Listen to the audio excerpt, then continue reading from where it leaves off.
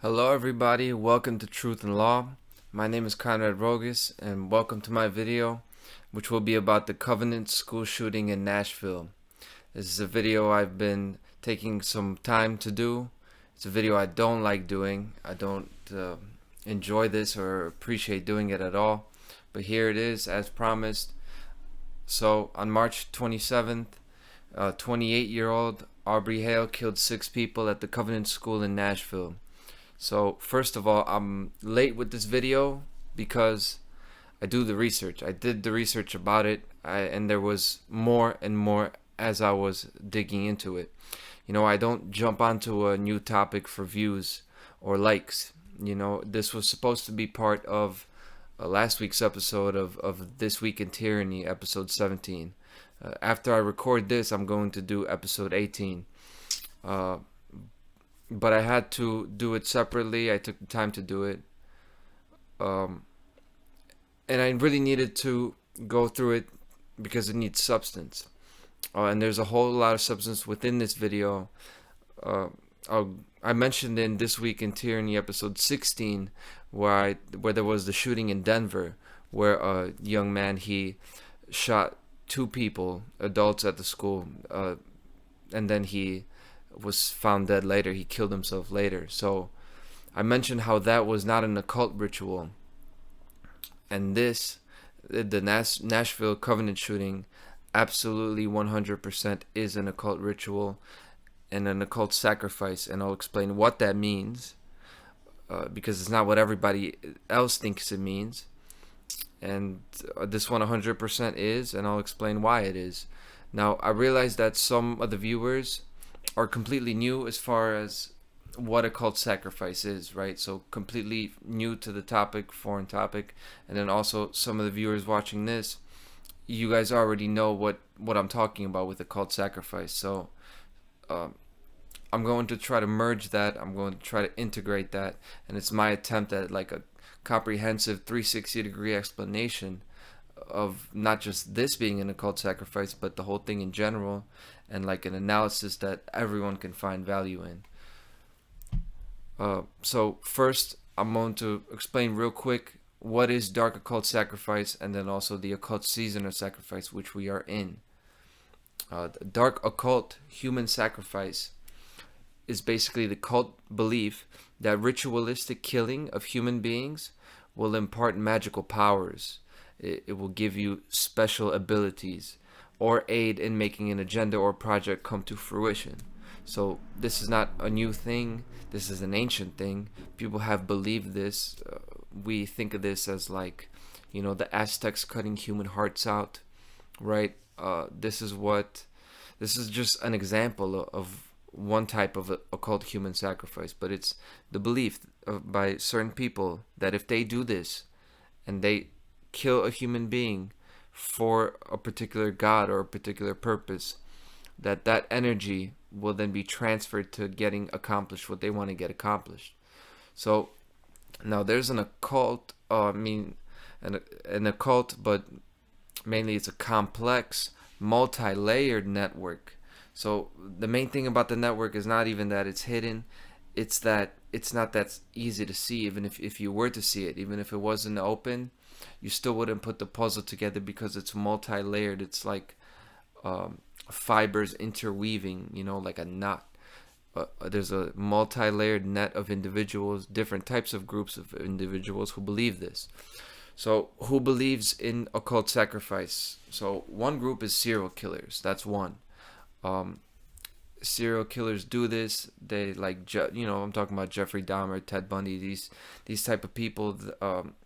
If you read about them, you'll see not only that they had satanic inclinations, right? They were Satanists, but they believed that this gave them a special energy, right? Like almost a vampiric type of absorbing of the energy of their victim. And what they always do, they always mention the others. This is the thing about serial killers.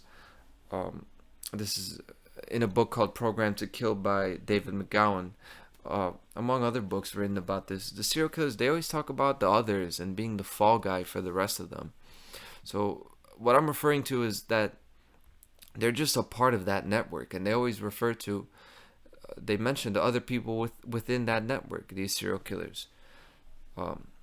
What's another group? I mentioned Satanists. So Satanists are another group that believes in human sacrifice. And you know what Satanists believe? The four tenets of Satanism are self-preservation, moral relativism, meaning that there is no objective right and wrong, and you can make up your right and wrong. And then social Darwinism, which is the idea that the strongest among people should survive, like the law of the jungle type of deal. Social Darwinism means that the people who are the most ruthless and rise to the top in society then have the right and the obligation to basically, they have the right to rule.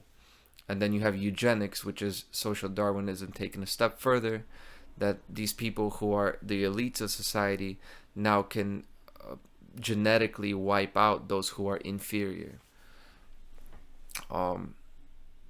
As I'm going through these groups, I'm going to get into what this means for the Nashville shooting. I'm not saying, I'm not making any wild claims or anything crazy in this video. So, you know, if you're watching this and you're waiting for me to get to the breakdown, the occult breakdown of this, you can just skip forward in the video.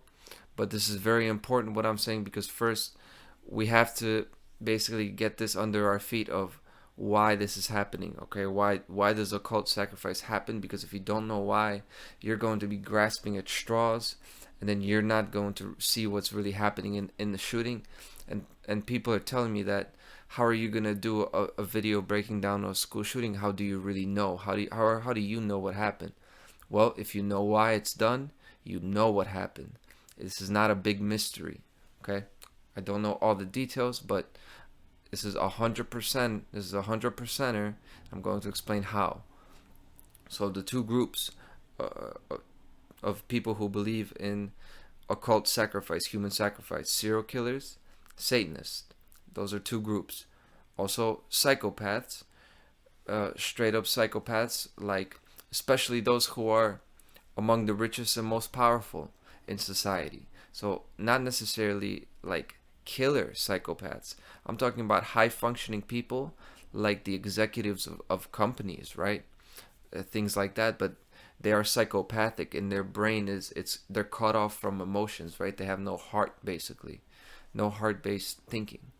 So they will also believe in this because they'll just look at the merits of it, and they have no problem with killing somebody to gain some kind of magical powers. A psychopath is going to think, if there's a way I can get one up on somebody, if I can get ahead of them and get more for myself, they're going to do it, even, you know, just to basically cover all bases. Psychopaths, you know.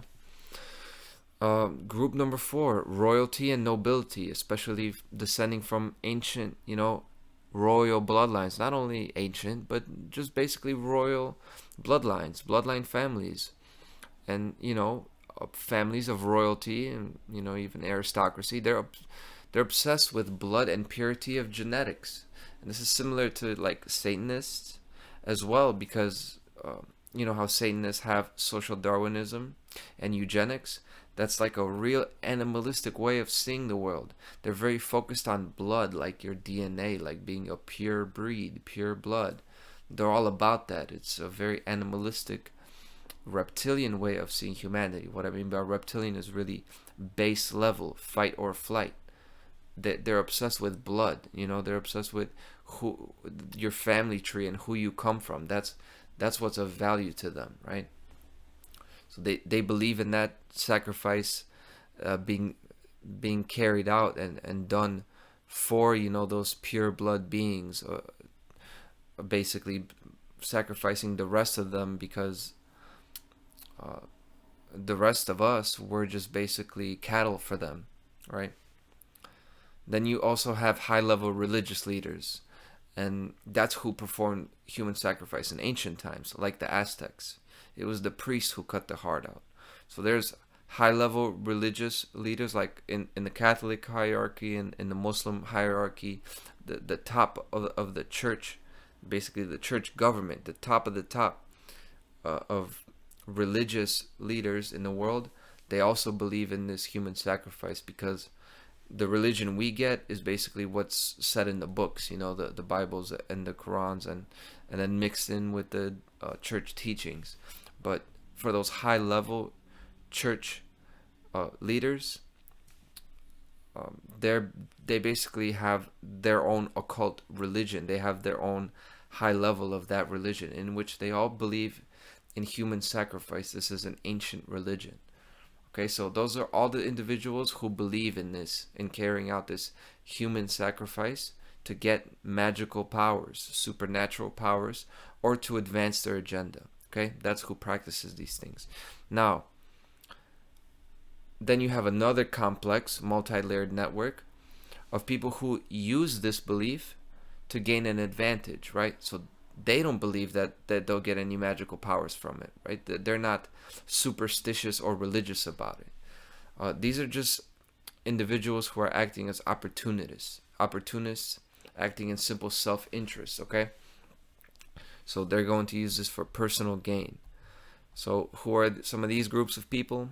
Social engineers and members of think tanks. So I'm talking like members of Council on Foreign Relations, of the G20 summit, of Davos, but more like the Tavistock Institute of Human Relations. I definitely encourage everybody to search that up. Basically, these high-level groups that people don't really hear a lot about usually, where they steer social movements of all the different nations, right? So we're not talking about leaders of governments. We're talking about above governments, of people who are directing macrocosmic social movements. So they're going to take advantage of a public reaction to something like the Nashville school shooting, right? A school shooting happens, and they know where they want to take it. So they don't believe in actually physically carrying out the killing. That's not their thing. Their thing is, okay, a crisis is here, and this is what we can get out of it. So social engineers are going to steer those social movements. But then you also have the politicians, your basic mid and low level politicians and high level, who are going to take advantage of the fear now that exists after a shooting like this to pass laws, but not pass laws to, because they think it's going to help or anything like that.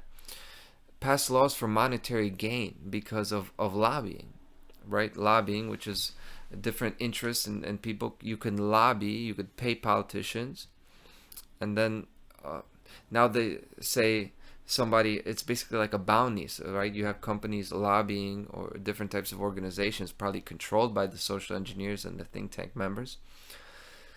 They have money out there to, say, pass gun control, right? To take away the guns. Even competitors of gun manufacturers. The money's out there, and now the politician sees that there's a lot of fear, and they can get these laws passed, and then they will get the money for that, right? So just basic selfish monetary gain. So these different levels of people are involved. They don't necessarily know each other. They don't know what's going on. They don't know what I know even. They don't know what you know. But they do their thing for mostly monetary gain, personal gain, right? And another one of these groups is the media. The media will take advantage of the interest, even the sensational interest. Just people will turn on a news station when a tragedy happens because we want to figure out what's going on. So in their own self-interest, they're going to do that just to get viewers, just to get ad revenue from people watching the ads, right? The news companies. So they're going to then report it. But of course, the media, if the government tells them to report on something, they would report on it in a specific way. So the media is controlled as well, okay? But they don't necessarily have to know what's going on. And finally, in the last group of this network is the police and military, because they're going to capitalize on this threat to appear useful, to make themselves useful. They're going to come in and they're going to take down the shooter, as they did here. They're going to put an end to that threat as they should. That threat needed to be taken down. But they do this now, and then they appear useful, they gain respect, and they exercise their control within the community. They increase their power. The police and military basically benefit from this too. Now, since all of these groups are involved, all of these different high levels of society are involved. People who are executives, high-level church members, politicians, influencers, like intellectual influencers. Because of that, people outside of those networks never get to discovering and exposing it, because they would have to go against such a wide portion of society. Okay, so I'm talking like scientists, doctors, forensic professionals, investigators, social researchers, educators, corporate executives, and clergy members. So when you think about, I'm going to definitely get hot making this video. It's a very intense video for me, because it's about children at the end of the day, right? So this is already an uncomfortable topic, and then you almost don't want to make this video because you don't want to. I don't like to profit, even though obviously I'm not making any profit from these videos, but to even make a point off of an event that resulted in innocent children being shot, it doesn't feel good to do it. But I am making this video mainly, I should have said this at the beginning, but it's all about the safety of kids, to make sure that they are loved and that they are not living in fear. Okay, and I'm not going to let these people, these psychopaths, steer the narrative, and I'm not going to be afraid to speak about it when I have concrete knowledge that I know is 100% correct. I am not running. Okay, this is gonna happen, and it's going to happen today. That's why I'm making this video. So just to recenter, what I was talking about is these different groups that are involved. Because of that, the people who normally would expose it are not going to expose it, because say you're the forensic investigator and you're seeing something doesn't match up, or you're seeing something fishy, but what are you really going to do? Are you going to think about how uncomfortable I am making this video? But imagine you're there. You're at the scene of this tragedy, and you think something's off. Well, what are you going to do? Are you going to take the stage now and make like a claim that something's not right here, or people are involved, and that there's some kind of conspiracy involved? Think about how unbelievably difficult that would be. So just to repeat that, scientists, doctors, forensic professionals, investigators, say like me, researchers, social researchers, that's me, educators, right? Teachers. Think about the teachers. A teacher could have seen something, but what are you really going to do if you're a teacher? Are you going to be so confident that you have a hunch that you're going to, you're going to implicate some kind of dark occult organization or Satanists or psychopaths in carrying something like this out, going against the narrative completely? Because of that, this never gets exposed, and because of that, the only people who are going to expose it are people like me. So the people who do know about occult sacrifice and expose it are either, there's only two. Either they're former members of these networks, so people who were involved and they're whistleblowing, they're speaking out. We only have a few of those. We have a few people who are like former occultists, former Satanists, or people who have been in and seen how these networks operate and are speaking the truth. We have a few.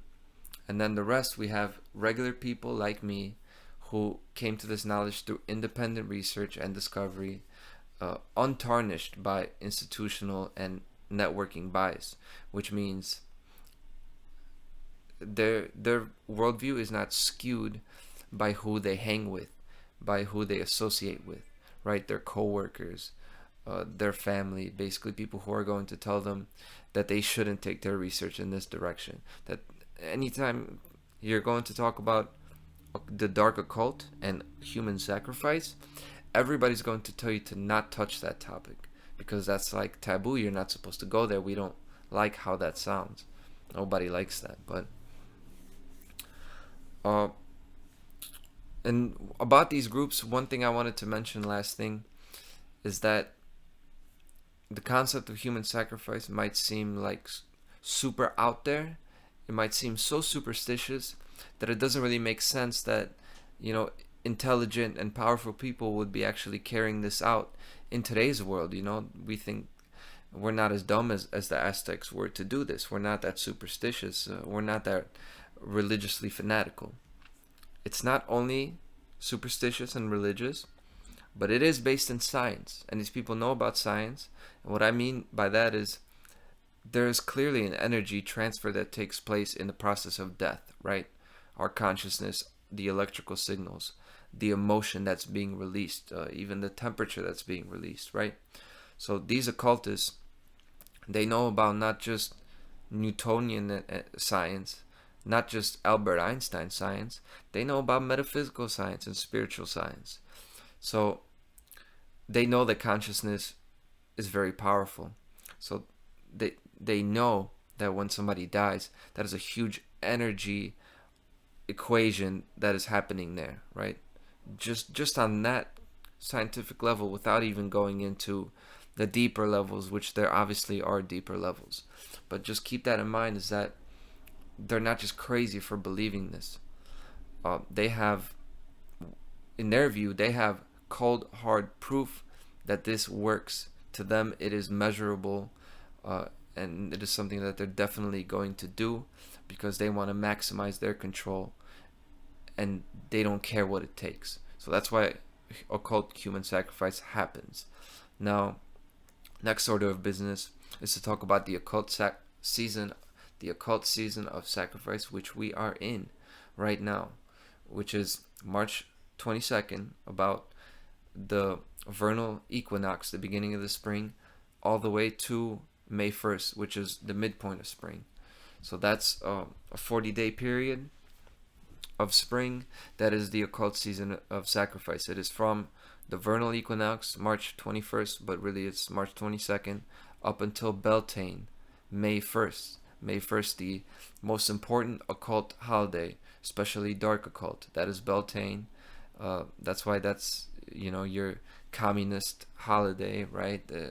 A lot of different things happen May 1st. It's Cinco de Mayo.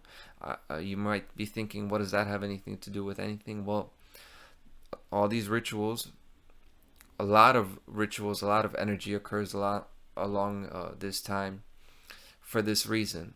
Now, a couple reasons why this is the occult season of sacrifice.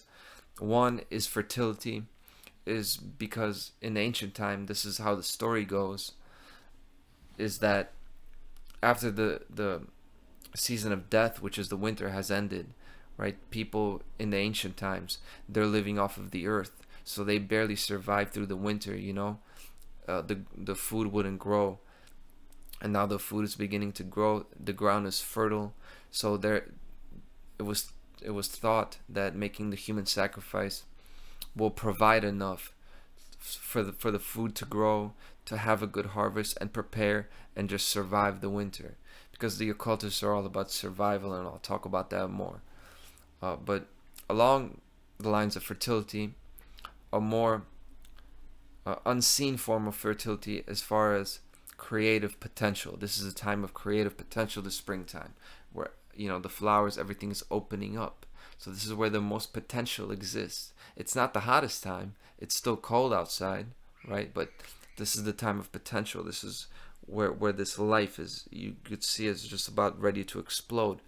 So this is where they're going to carry out actions, not only to put the rest of the world in fear, but also to make plans and invest what they see as investing in their long-term goals, right? And children conceived during this time, say if you had a child right now between March 22nd and May 1st in the occult season of sacrifice, those children will be born in between like December 21st, the winter solstice, and February 2nd. And that's Capricorn and Aquarius. And I'm going to talk about Capricorn and Aquarius and why that represents the dark occultists. Okay, so that'll explain to you why they do this. But I just wanted to mention first about the occult season of sacrifice. There are so many examples. I don't even have the full list. I don't want to get distracted. I have enough with my notes, but just look up all the different events, look up all kinds of different shootings and all kinds of different terrorist bombings and wars and things like that. So many of them happen during the season. So that is just some proof that the occult season of sacrifice, you may not find a lot of information about it the way I'm speaking it to you. You may come upon that information, but if you do your own research, you could see that this is an important time of the year. It is not the only time that these events happen, but they happen during this time for a reason. Now, this is like planting. Why they do it now is they're laying plans for the future. And if you lay plans for the future, say if you had a child right now, 9 months, that child's going to be born in the winter time, the coldest time. So Capricorn and Aquarius is winter earth and winter air. And those concepts represent the dark occultists perfectly. The people who are running this world, right? Who are the psychopaths, the serial killers, the Satanists, the royal bloodlines, and the high-level religious leaders, right? That's who I'm talking about. That first network of people, that's the dark occultists, and who they identify with. For one, Capricorn, the goat, by the way. The Baphomet is the goat, what we traditionally think of as the Christian devil. But the Capricorn has these qualities. The Capricorn is grounded, earthly. It has a very practical approach to life. That's the winter element of earth. It's the cold earth. It is the goat has its feet on the ground, and it's capable and resourceful. And Capricorns are all about real world skills. It's about stacking and going one step in front of the other, not taking big risks, not changing the way they do things, and they value structure and tradition, right? Tried and tested methods. They don't change those methods, so they're very systematic, and that is what the dark occultists identify with, because that's what psychopaths do essentially.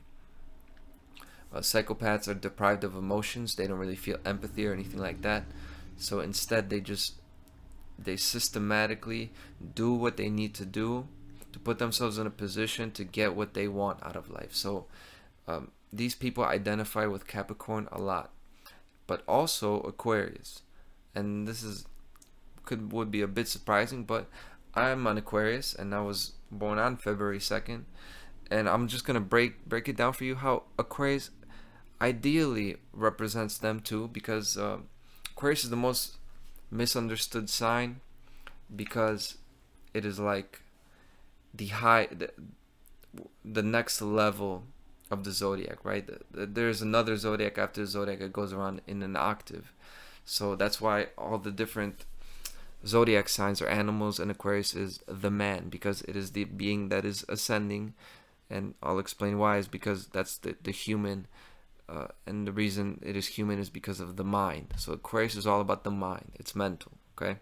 Now that is well understood, and they identify with that winter air, the cold air. The coldest time of the year is February, and it's the mental, intellectual being, and it is mainly the being that is driven to hidden knowledge. That's why it's man, right? The son of Aquarius is a man with the water, and the water represents knowledge, and he's pouring the knowledge. Aquarius is driven towards the hidden, okay, towards what you might say the darkness, but hidden knowledge. And that is what they identify with, the dark occultists, no doubt, that are in charge of this world. But Aquarius is also rebellious, right, and unbound by conventional law and rules. So that's kind of the opposite of Capricorn, right? But they still identify with this, because who are they rebelling against? The people who are in charge of the direction of this world, who are carrying out, influencing the human sacrifice. Who are they rebelling against? Well, they're rebelling against God himself, nature herself. rebelling against nature, right?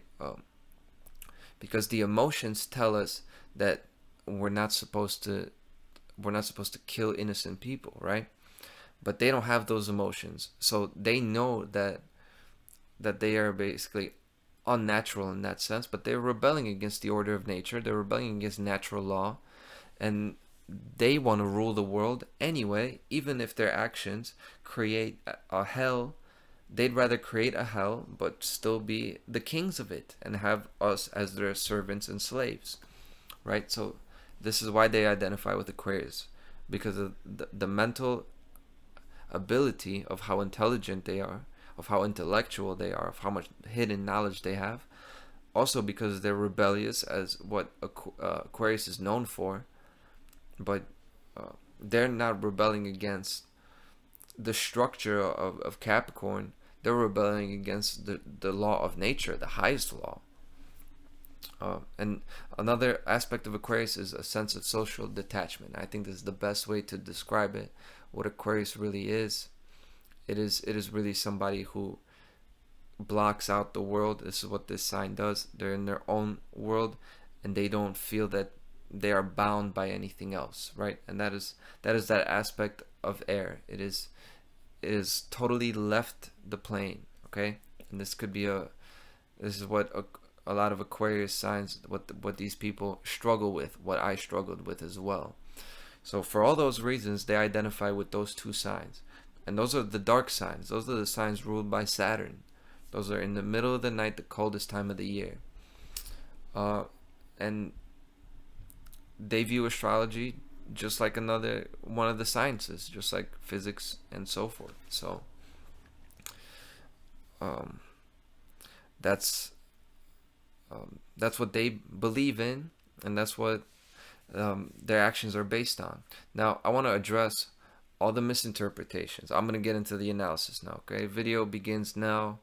If you made it through that, congratulations.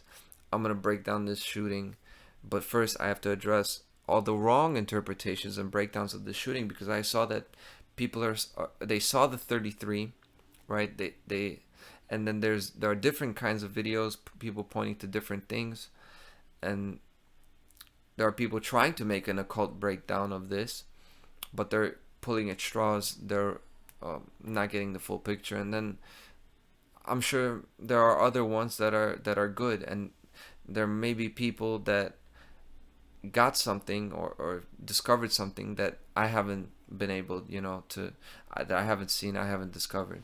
But I do have to break down, or I have to mention the wrong analysis and the downright garbage. Number one, and garbage that I've heard about this is that the whole thing is a hoax. We've had some evidence of, we've had different events that gave us reason to believe the whole thing is a hoax and that there were crisis actors, right? But to say that about this is false, because this is why I went through all the stuff in the beginning, because first of all, real sacrifice is required for these people, right? So the point is, you have to think about the big picture, right? Why they're even doing this. They don't want actors right here. They don't want to put a bunch of people in and do like a big stage play and then put that to us. That doesn't accomplish their goals. That's not how this is done. Maybe that may have happened in the past with one shooting, which this is why I'm dancing around it, because I don't really want this video to get censored. But if you know which one I'm talking about, and shout out to Alex Jones, he's still fighting his thing. But these shootings aren't hoaxes, these events are not hoaxes. These events are real, and yeah, there's still occult sacrifices. Let's break down why they're occult sacrifices. I'm going to get there. But let me just repeat that real sacrifice is required. They want real blood of children. Okay, this is happening. And another thing I just want to mention is that this is going to keep happening, and dark occultists view it as a lack of respect, that we think it's fake, that we think their work is fake. The dark occultists have proven time and time again they will kill people, they will kill thousands, they will kill millions. The Holocaust was not that long ago. 9/11 was not that long ago. All of this stuff is real, and real people are dying here, okay? And so we can put that behind us, so we can get to the real, so we can get to humanizing these people and not talk about them as numbers and you know, statistics and all this, and even discuss if it's real or fake. Just want to leave that behind us. Now, the number 33 I mentioned. People have noticed the number 33 because the school is on 33 Burn Hills Boulevard. And of course, 33 is an occult number. It has significance here and there. But people just wrongly believe that just because they see a certain number, they see 33, they see 93, they see, even if you see 666, they see that number, and that tells them predictive programming, and that tells them hoax. We've equated that, right? Just because there's a signature, a number is just a signature. But what that means, we shouldn't jump to conclusions about that, right? So people wrongly believe that numerology indicates that an event was a hoax. And what I'm going to posit in my breakdown is that sacrifice locations are chosen because of the presence of these numbers. So things happen, you know, things have happened in my life where I did the numerology of it, and there's a certain numerology there. You know, you go do numerology of my name, you're going to find, you know, like I was born on the 33rd day of the year. February 2nd is the 33rd day of the year. So am I controlled opposition? Am I a Freemason? Am I a member of the Illuminati who's trying to throw you off of the course? No. Like, numbers occur in my life too. An event might happen, a car crash, and you type in the numbers and you have a certain type of numerology. That's not going to tell you the full story. That could point you towards something, but people are wrong about this, right? And the reason these sacrifice locations are chosen, why this school, why now, why this person, is because of that numerical significance, because that number does have significance. And I'll talk about the number 33 a lot, okay? Then I saw that people saw something about the shoes, the pant leg of Aubrey Hale, the shooter, being rolled up, and then it wasn't. Something about basically saying that she changed clothes, or the way her body was positioned after she was killed by police was unnatural. Looking at the footage, and again, this is going off course because you have to think about it logically. Why these aren't actors, okay? And nobody changed their shoes in the beginning. You could see it on camera. People need to apply more common sense. This is real life. It's not the internet, okay? But now that I've said that, I'm going to explain why. And another thing that's false is buying into the transgender angle. I see that there's a lot of anti-transgender talk. Basically, you know, all these school shootings happen, and now one of the shooters is transgender, and now people are blaming the transgender ideology for this shooting, and it's just wrong. And this is just grasping onto a dialectic. You're just politically charged. A lot of right wingers. If I haven't offended, you know, all different kinds of groups yet, I'm gonna do it now. You guys are just looking for a reason to go anti-transgender, and I know you think about the children, you think about protecting the children. A lot of these right wingers that are thinking so much about protecting the children, their children are growing up with abandonment issues, the way they're treating them. People say they want to do this and that for the children, but at the end of the day, a lot of people are hurting their children, and they're worse off at home than they are in these schools that are getting shot up. But I'll get there towards the end. So buying into the transgender hate and dialectic, this is also false. You're falling into the dialectic. I'm going to break down the Hegelian dialectic also in this episode of This Week in Tyranny, which I'm filming right after this, which is probably going to be like after midnight. But let's just power through it. Finally, how occult sacrifice really works. So here we go. This is how it actually happens, okay? So I know people at the beginning of the video probably already clicked off because I didn't explain to them. They don't realize what I mean by occult sacrifice. Am I saying that Aubrey Hale is a member of the occult? Am I saying that Aubrey Hale got the orders from somebody to do this? Am I saying that there's a coordinated member of people who they told them you're supposed to go to shoot these children? No, I'm not saying that at all. That's not usually not how occult sacrifice really works. How it really works is, first you have compartmentalization and separation of the involved parties. So you have different parties involved here in the actual operation, the actual shooting. Okay, you have the shooter, then you have the police that are going to respond to the shooting. You have school administration. You have the people within the schools and outside of the school that are part of school administration.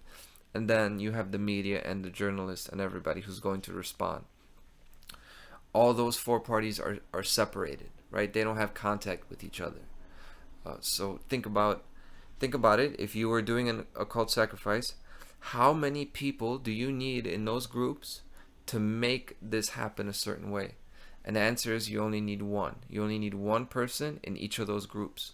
So that's 4 people, right? You need 4 people involved out of basically like what? Say 100, right? 100 or 200, counting people who are in the schools, the media, everybody who's going to come on the scene and participate. And the reason I say that is because it's estimated that 1 to 2%, and that's a low estimate, have clinically significant psychopathic traits.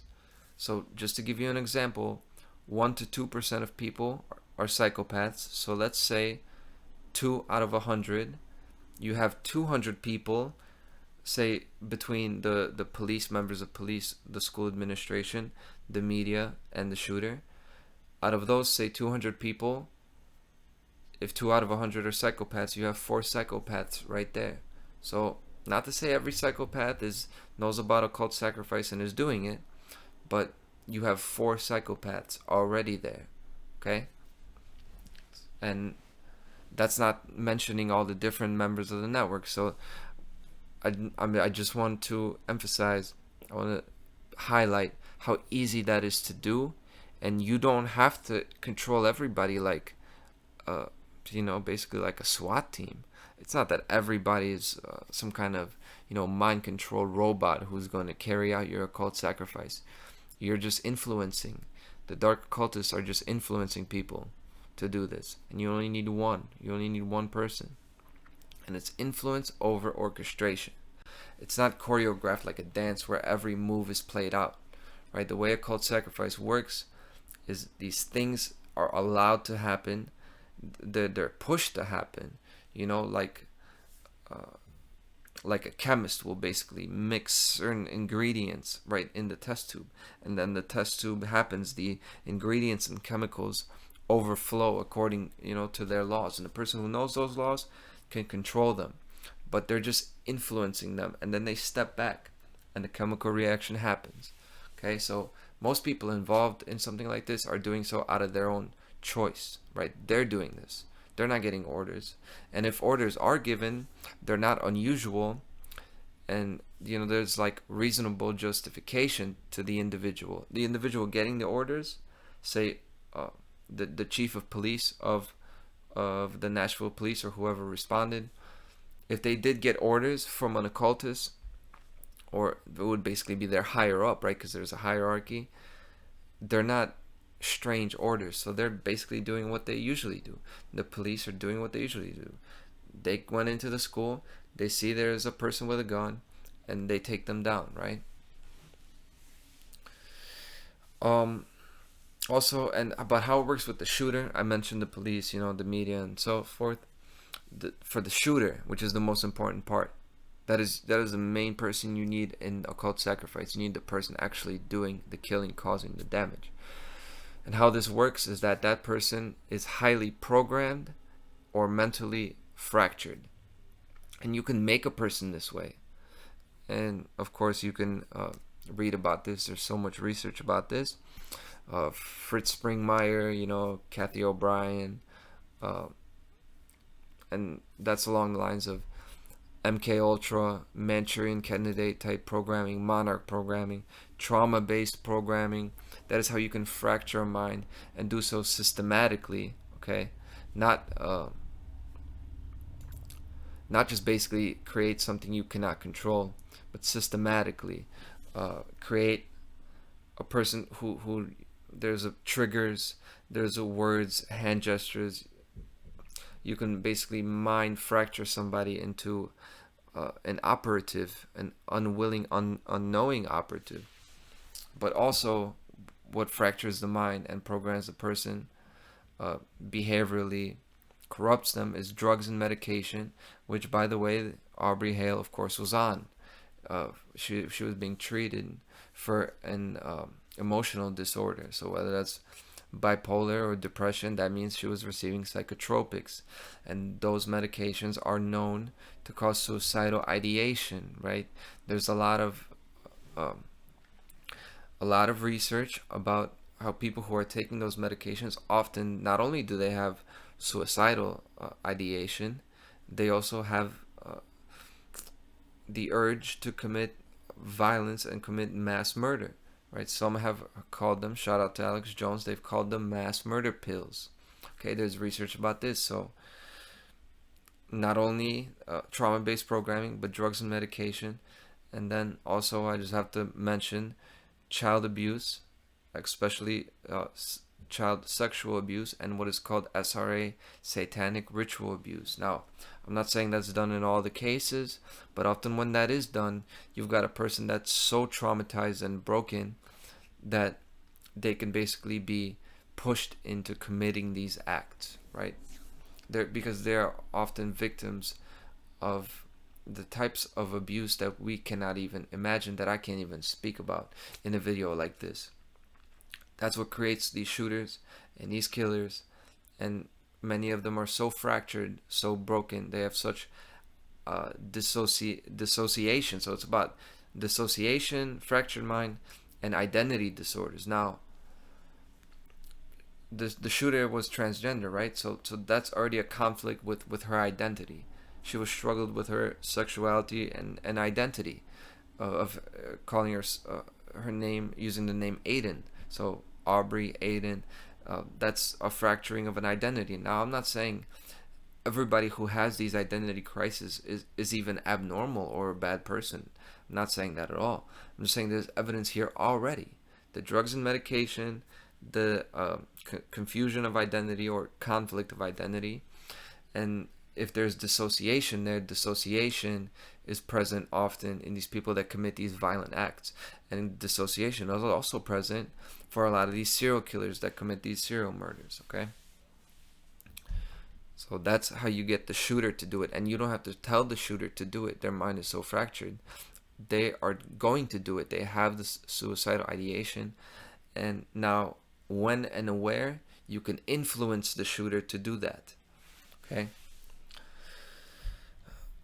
Some reasons for doing this. I wanted to give some reasons for doing this because it's not done for no reason. Yes, gun control is a big reason, and I always talk about this.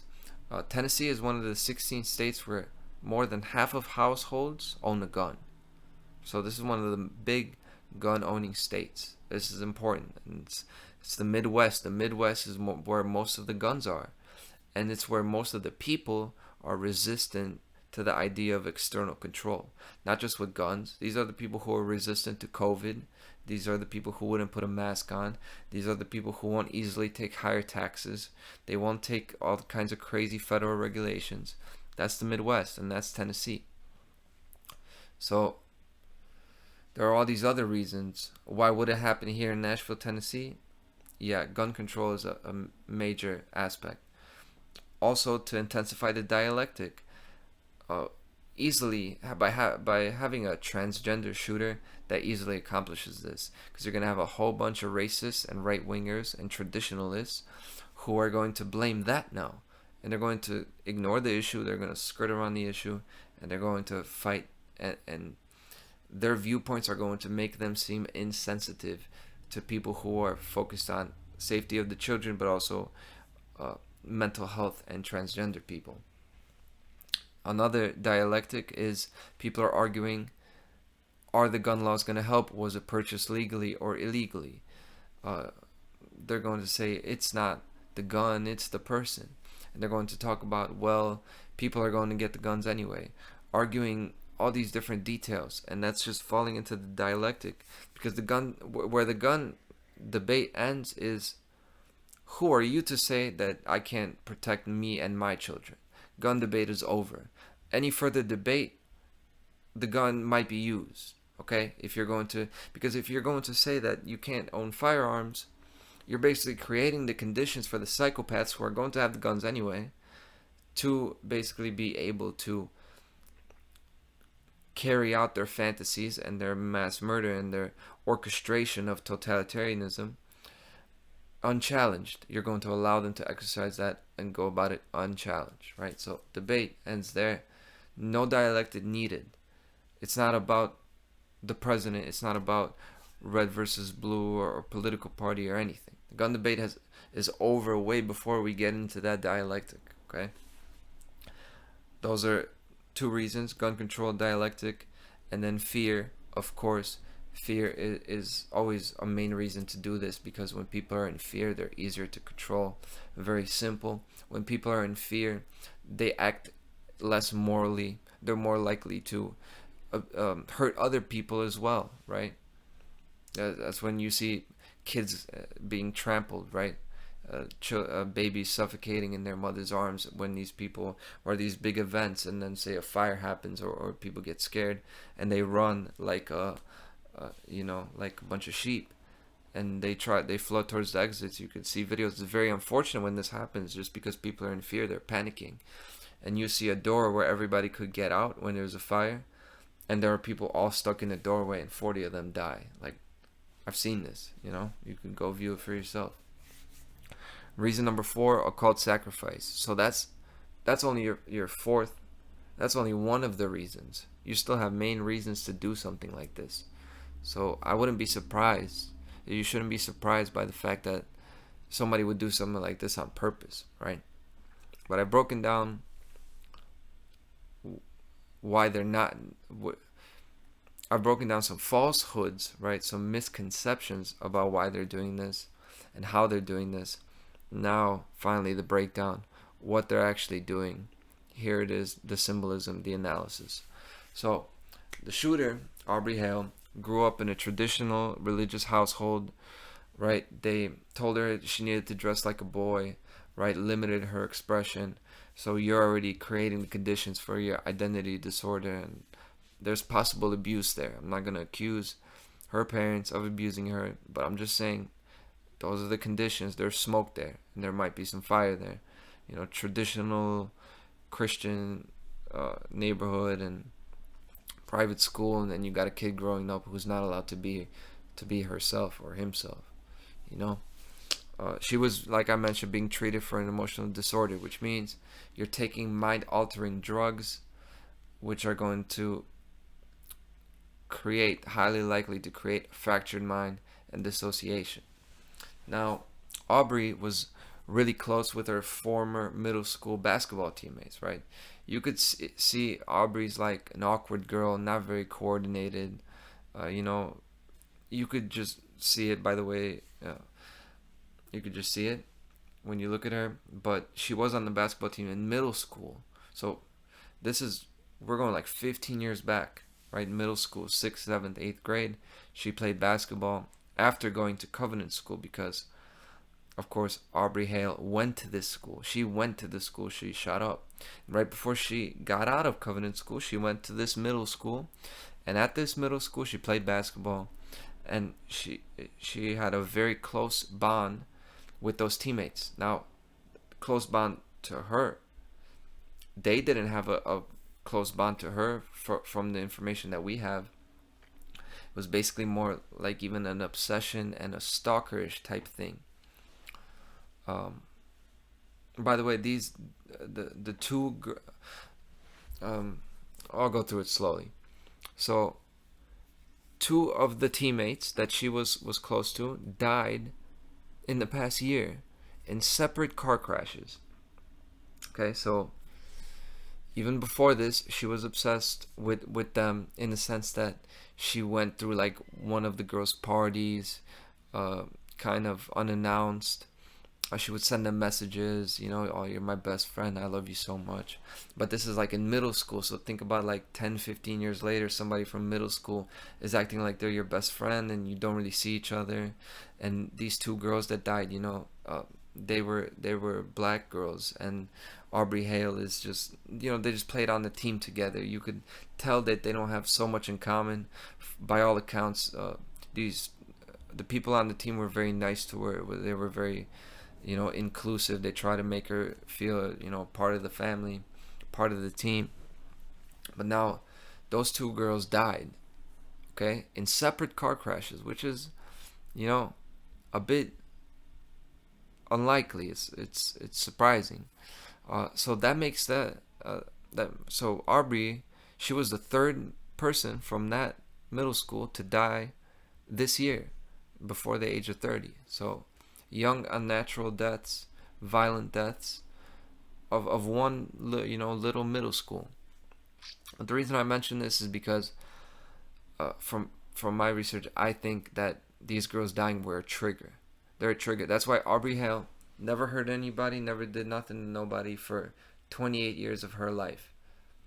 Two of the people that she kind of has this obsessive relationship with, or in her mind, this is like her family, right? For whatever reason, this is like her family. She was just very close with them, okay? They die. It seems like this is what made her snap. Now, they found her manifesto. They said she was planning this for months. I think those timelines would match up with this putting her over the edges that these two girls now died. This is a possible traumatic trigger. Now, if you research MK Ultra and monarch programming, you could read about triggers and how you can make things happen if you can cause that trigger. And I have to mention this, as I was doing some research, when these two girls died, I'm not going to mention their names because one of their sisters said that, to please not like use her name and say, because other people have claimed this, as that this kind of put her over the edge and it was a trigger for what she did. So just out of respect to the families of those girls and different people, I'm not going to mention their names specifically. But I viewed the obituaries, right? Where you could post online, friends and family, after these girls died in these car crashes, right? And on one of them, two different posts from two different usernames, and it's basically like your normal obituary post of one of these girls that died. It's from February of this year, right? So it didn't happen after the shooting. It happened before the shooting, after this girl died, and it says Aubrey was and then, like she was a light, she was a shining light, all this stuff. And I saw this and I was like, what? Aubrey? Like the shooter. So in this obituary, it's like, it seems like what should be written is, that girl's name that died, and then reminiscing about her. But it's the name Aubrey. And it almost seems like the two of them are written by the same person. It makes me think that Aubrey wrote that. And now it's from different usernames, and there's even pictures under it. So it's possible that those people actually wrote that, but why would they write the name Aubrey? And I took screenshots of this. I'm not going to post them, but you could probably find this yourself. You could find this yourself like I did. And I was thinking, maybe it's some kind of somebody accessed the website, they hacked the website, they changed it, but it's not. It's an obituary of a funeral home, right? So somebody wrote that. Somebody wrote that 3 months ago or 2 months ago, a month and a half. Why would they write Aubrey?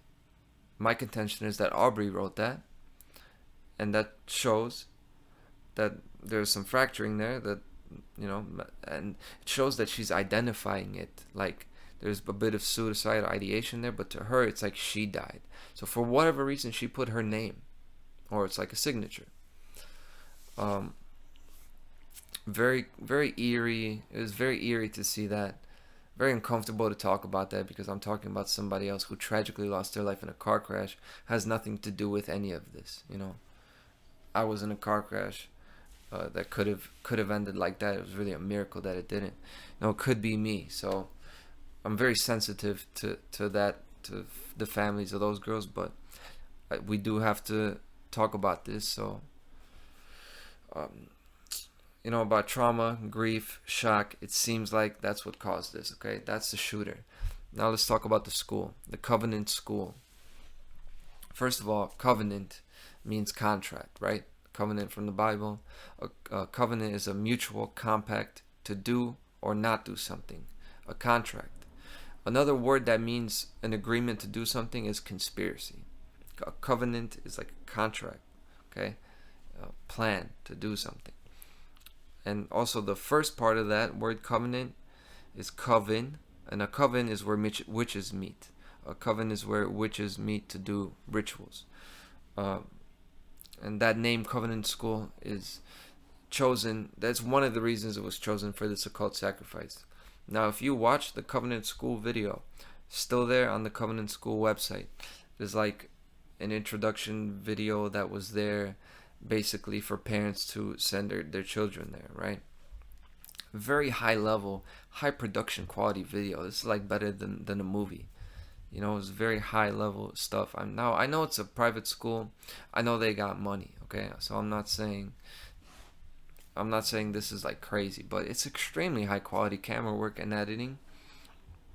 But what struck me about this school is how incredibly fake it all looks to me. And what I mean by fake is not that it's not true, not that it's not happening.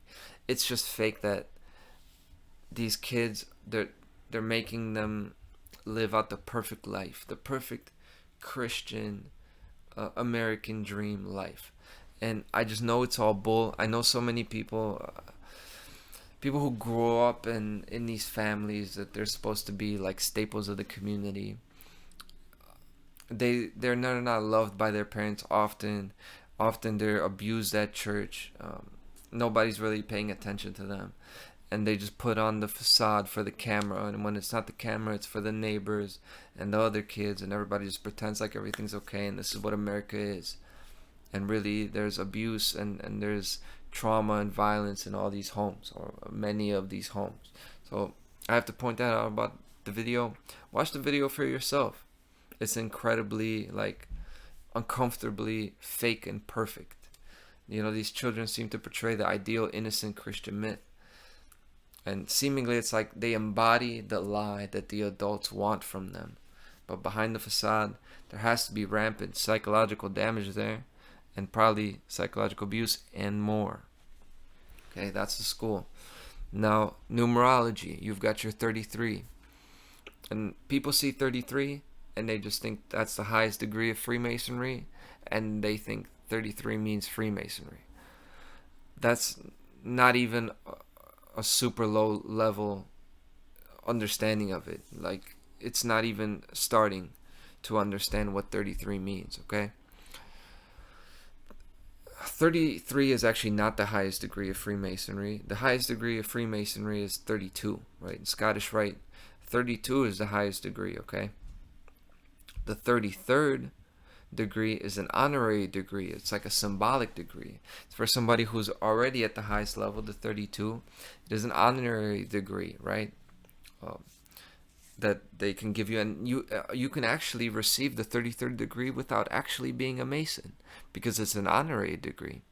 Okay, so it's actually outside of that. And now 32 is not really the highest degree either, because after the Red Lodge of Freemasonry, which is degrees 3 through 32, you have the degrees that are unnumbered, or if they are well researched. You know, I'm not a super expert in this, but I know that above the Red Lodge of Freemasonry, you have the White Lodge, and then you have from the levels 32 and up, and that is the personal change and the building of Solomon's Temple, which is what Freemasonry is all about. The building of man as Solomon's Temple continues.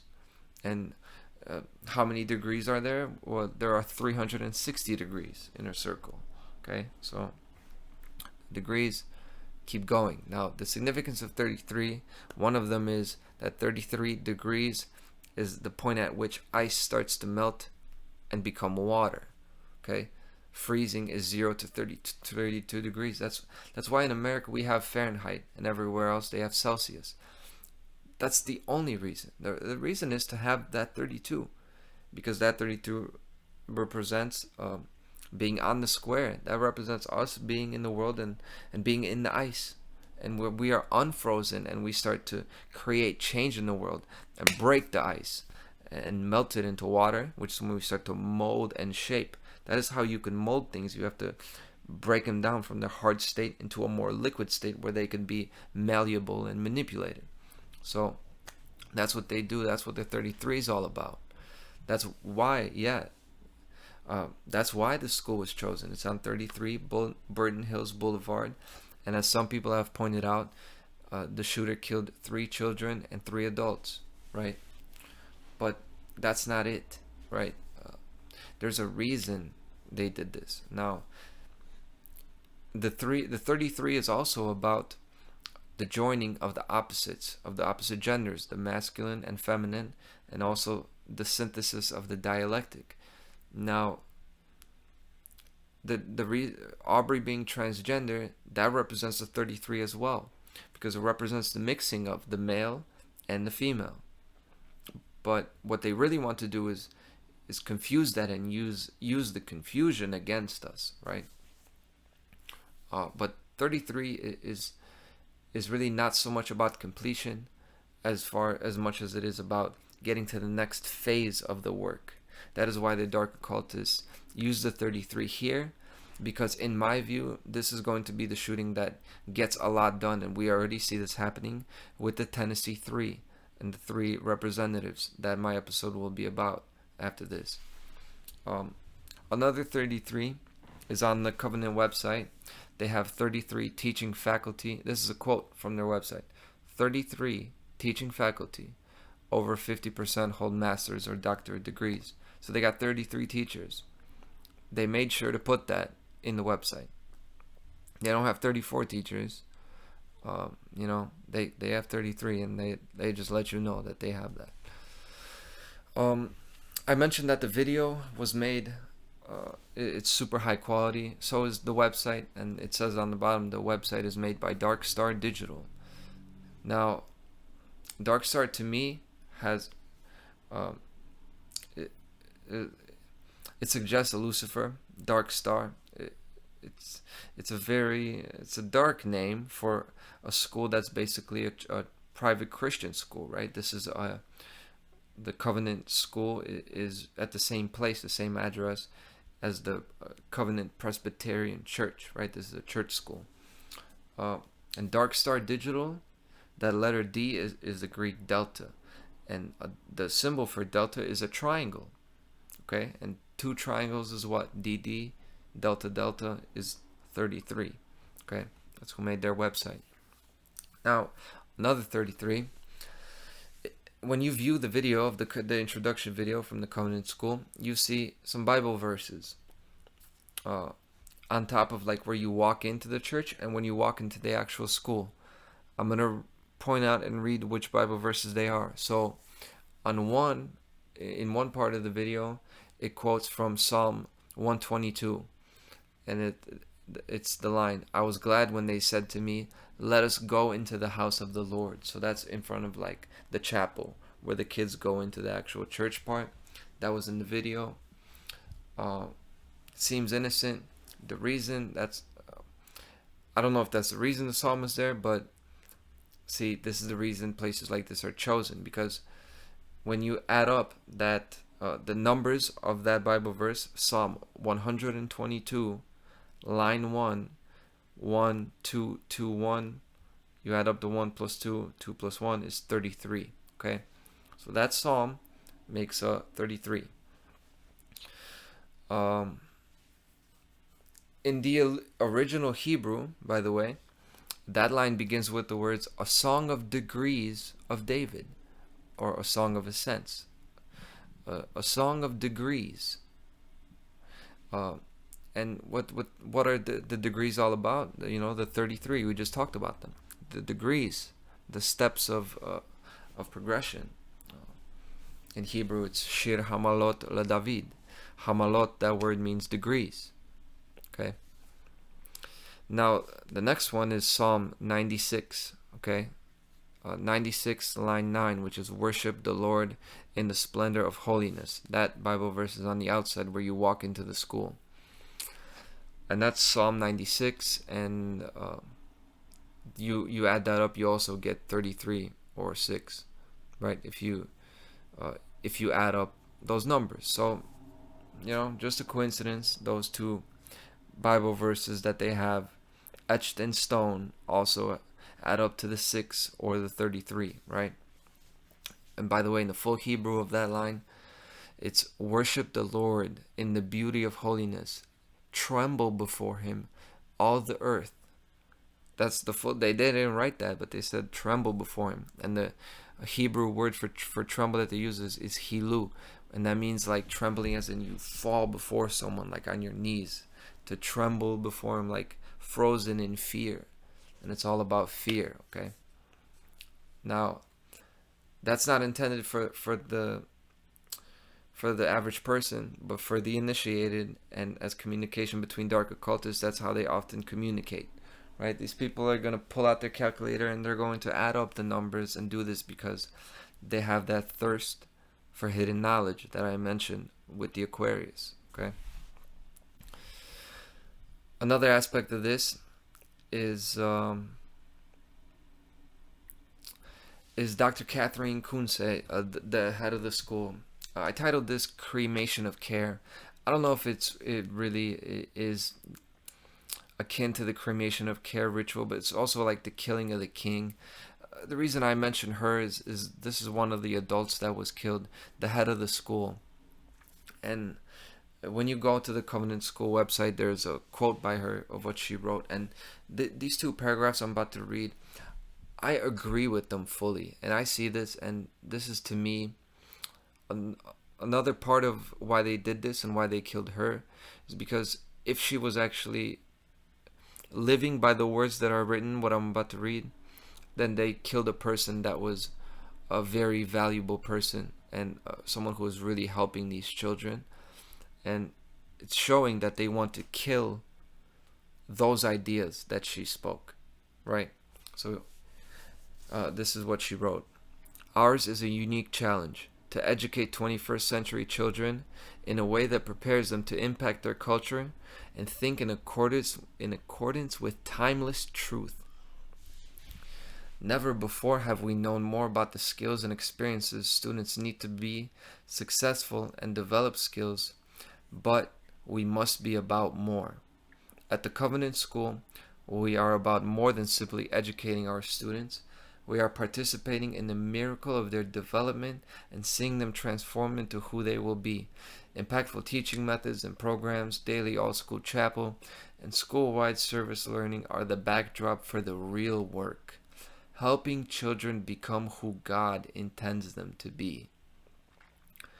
A significant part, especially, is the end of who God intends them to be. Now, I'm not a churchgoer. When she says who God intends them to be, to me, God is the creator and God is natural law. So who God intended me to be is a teacher and a warrior for natural law and a warrior for these children. That's what I'm going to do. I'm just talking now, but this is war, right? This is why I'm doing this. I'm sacrificing to do this. And when the time comes, I'll do a lot more than just talk when it comes to protecting our children. And backdrop for the real work. Now, that's some real strong language. The word work is a beautiful word. A lot of people don't want to see anything as a work. They don't want to do work. They're scared of work. Now, this is the real work we're doing. Not just sending them to school and teaching them this, teaching them that. It's about teaching them to step into their true higher will, which is to align yourself with who God intends you to be, which is somebody who fights for good and fights against evil, okay? And the other significant part was in the beginning where she says to to prepare them to impact their culture and think in accordance with timeless truth. Now, who even uses to think of truth as timeless? This is such an unpopular concept nowadays. People don't think that there is such a thing as timeless truth. People hate that. They hate that just like they hate work. That there's something that's timeless and unchangeable. Yes. Now, people can interpret that differently. You know, the fundamentalist Muslims think that timeless truth means that their women have to wear the hijab and they could stone them to death if they don't. I know this can be twisted. I'm just saying those very powerful words that she said, and it's been written in articles. It's been said by people that they believe that she died like in the bullets, with bullets in the crossfire, protecting those children. And those words that I just read lead me to believe that might be true. So not only are they killing innocent children, in my view, they killed somebody who was doing certain things to fight against the slavery system that is coming here.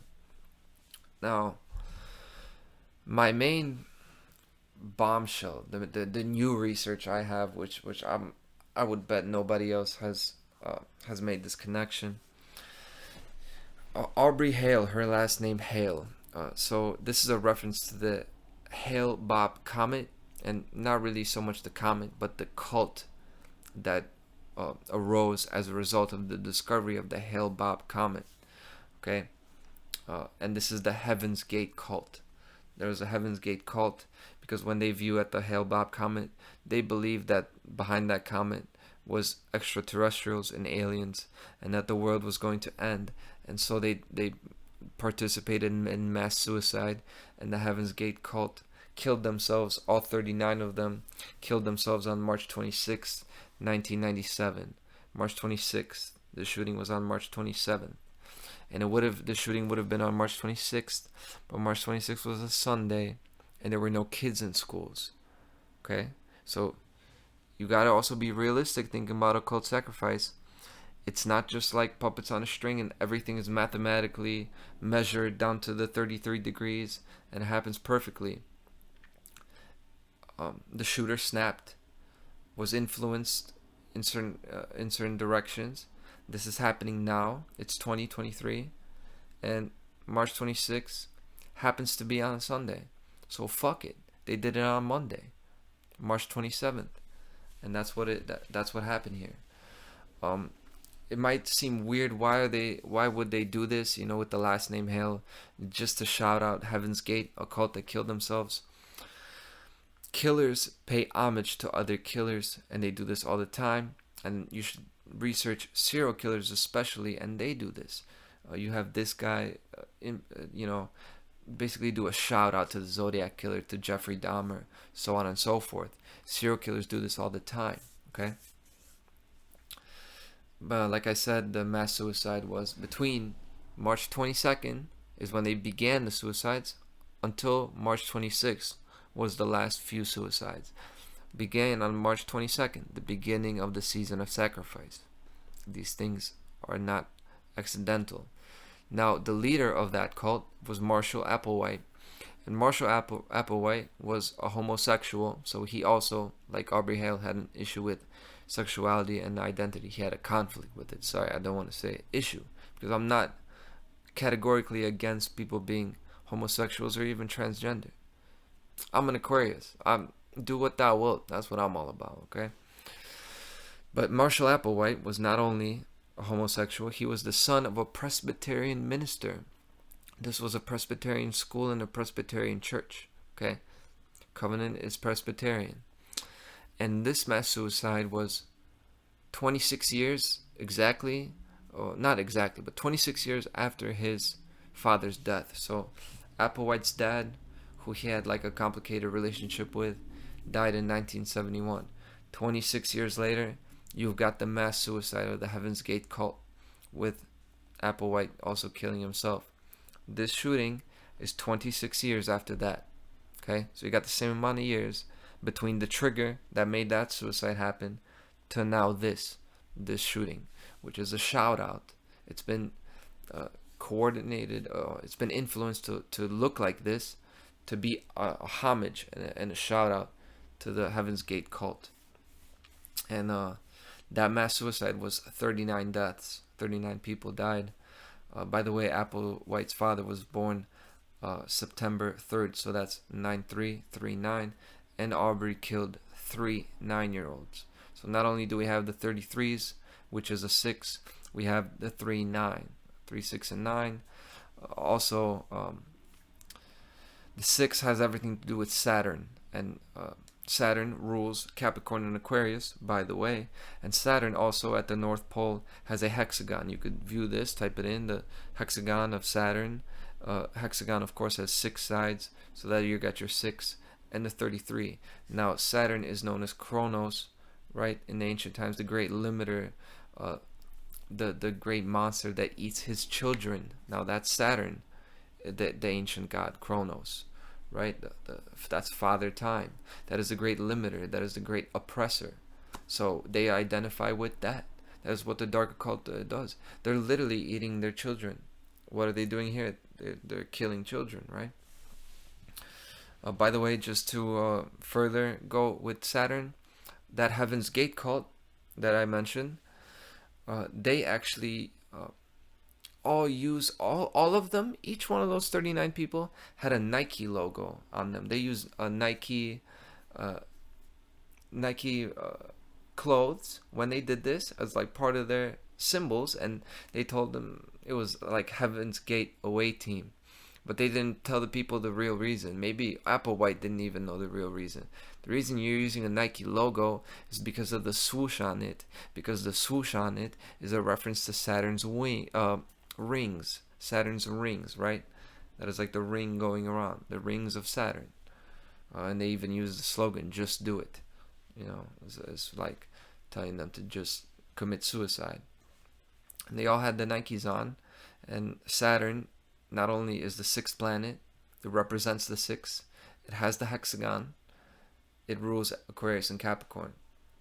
So, Heaven's Gate, Applewhite. There's your smoking gun right there. You could go into that for a long time. How is that for an occult breakdown of symbolism for you? But let me conclude with solutions, the future, and we've talked about all this. We've done some real uncomfortable and even distasteful to me talk about children dying and like significances of them. You know, the whole concept of killing somebody for some numbers is like real low to me. It is like, I can't believe I'm even talking about it, but that's what's happening. Let's go into what should our response be? What should we be doing? So the response to any crisis, as the government will tell us, and this is true, is we have to come together. So the answer is unity. Unification is the proper response to a crisis. The question is, unified in what? Right? Unity in what? Are we going to unify in calling for assault weapons, so-called assault weapons, to be banned?